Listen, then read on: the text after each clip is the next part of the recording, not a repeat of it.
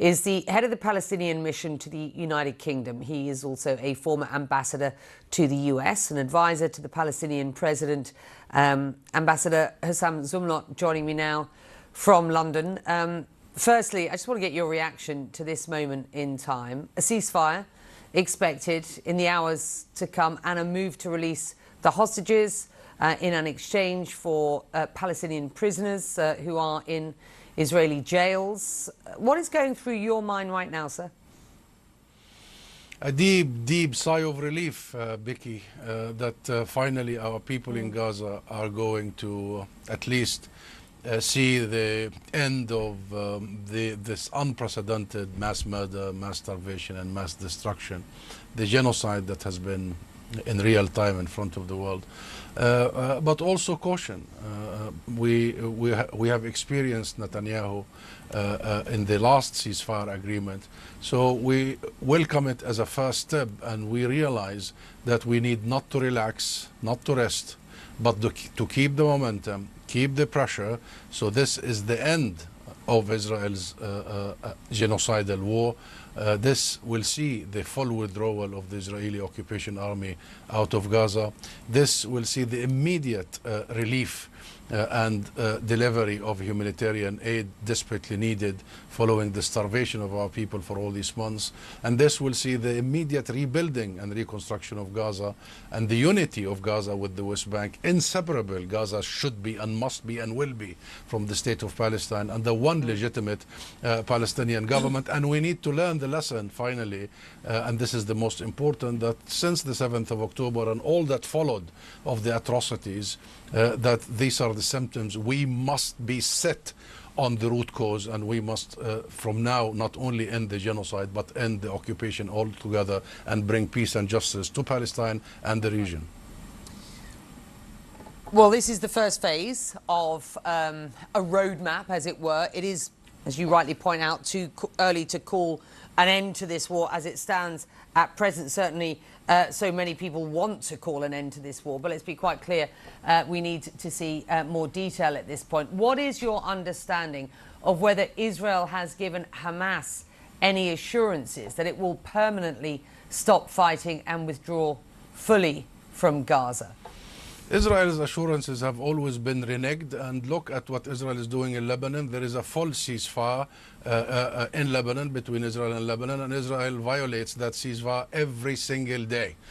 So the guarantees that we need must come from the mediators, from Egypt, from Qatar and from the US, particularly that President Trump is invested in this and has offered this as his peace plan. So we do need to see such international guarantees, and we need to keep the global movement for Palestine momentum, Becky, because the people of the world, the millions all over the world, are the main reason that their governments realize that they cannot absolutely continue pretending that genocide is not happening. And all the decisions and all the official momentum you saw is because of the movement. So this is a message through your program. We must keep the work. It's just beginning.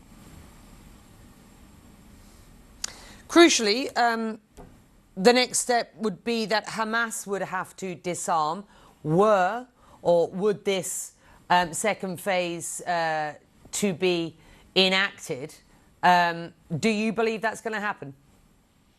Becky, Gaza now needs baby formula. It needs doctors and nurses. Gaza now needs really an unprecedented international efforts to bring life back to Gaza after all these months and 2 years of utter destruction. Gaza needs bulldozers to take out the rubble.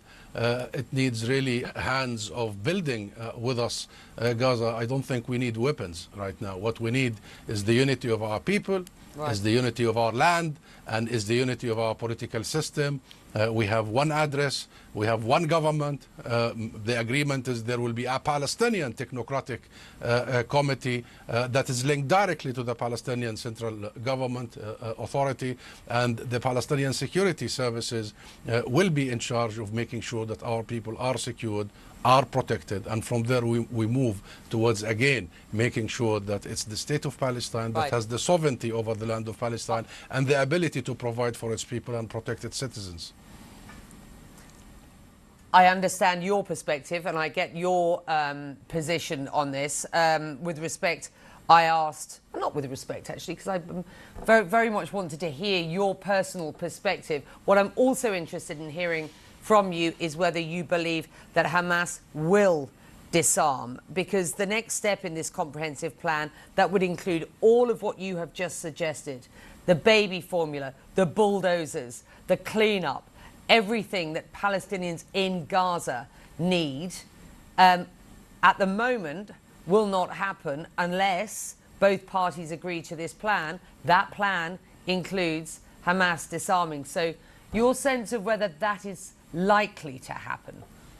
Well, my understanding of the talks in Sharm el-Sheikh and the agreement, it includes that it is a technocratic government that will be in charge of Gaza. And my understanding is that Hamas accepted long ago and confirmed in that agreement that they will have no role in the governance in Gaza. And when it comes to governance, there will have to be one security apparatus that is legitimate, belonging to the government of Palestine, that only Palestinians can govern themselves. So in that regard, yes, I think we are heading in that direction. And we also need not only to see the disarmament of one side, we want to see the disarmament of the Israeli army that is surrounding Gaza, simply because, you know, this isn't just a one-sided situation, Becky. And I assure you, Netanyahu is simply maneuvering, and he's just waiting for another opportunity, for a loophole somewhere to come back to this. I don't see him taking a decision to end the entire war and to withdraw his forces. I see him maneuvering to bring back the hostages, the exchange of detainees, and then from there, God knows what he has up his sleeves. And that's why we want to make sure that while we take that deep sigh of relief, we also keep that pressure, that work, to make sure that we keep going in the direction of ending the whole war and to swiftly go in the direction of what President Trump's plan has offered, which is the right to self-determination of the Palestinian people, which is statehood. And therefore, that's exactly where we need to focus our efforts rather than gritty-nitty details here, because this is what Netanyahu and Israel always divert us towards, the gritty-nitty details. This is time to end the occupation once and for all. The problem is that Israel's stated goal is to annihilate Hamas. Whether you agree that that is ever possible or not, that includes the disarmament, the complete disarmament of that organization. Look, I get where you're positioned, and you have explained why you think agreement to not be in governance going forward, which would also include decisions about security, might be the way of answering that question. Look, you know, there is much hope that Donald Trump's, the leverage that the US clearly have under Donald Trump and his administration will be really used going forward, not just in this first phase. His plan calls for a board chaired by him and to include Tony Blair, for example, to oversee Gaza. And I want to quote their plan here. Until, quote, the Palestinian Authority has completed its reform program as outlined in various proposals, including President Trump's peace plan in 2020 and the Saudi-French proposal of late, and can securely and effectively take back control of Gaza. Now, I just wonder what you believe those who have drafted this roadmap believe and have accepted and supported this roadmap. That includes the Arab states in this region. What those steps for reform are of the Palestinian, of the PA as you understand them. And is this plan workable going forward? Is it feasible? Is it realistic? Reform, number one, Becky, is a Palestinian demand. It's our people that demanded reform, and it's a legitimate demand. And there is such a commitment towards that reform. So it shouldn't be just portrayed as an external sort of pressure. The Palestinian people want to see a democratic political system. They want to see elections as soon as possible. The Palestinian people want to see one address, one government, one law. The Palestinian people see themselves as united, and they see their land as united, and they don't want any further fragmentation. So in that line, yes, I see that as possible. possible. I see our commitment to be firm to our people first and foremost, and I believe that what we need right now is to empower and strengthen the Palestinian national institutions and representation, the Palestinian government, the PLO in this regard, and to make sure that international assistance and help and support is there in abundance to help us doing what should be done, that Palestinians must govern themselves, no other entity governs Palestinians, and that the support come from the world. So we actually build it bottom up towards the commitment of President Trump and the 20 plans, that this is about the right to self-determination and this is about, in the end, statehood. So if this is the goal, so everything we take, every step in the road we take must lead to that sovereignty, that statehood, that end of occupation, including making sure that it's the Palestinian national institutions, it's the Palestinian legitimacy, it's the Palestinian people that who govern themselves, rebuild their country according to their needs and their priorities, not according to any other consideration. Let me briefly ask you who you believe could or should emerge as the leader of Gaza and a future Palestinian state. There is no such a thing as a leader of Gaza. There is such a thing as a leader of the Palestinian people and leadership of the Palestinian people. That includes a president, a parliament of the state that is now recognized by the absolute vast majority of the world, minus the US and Israel.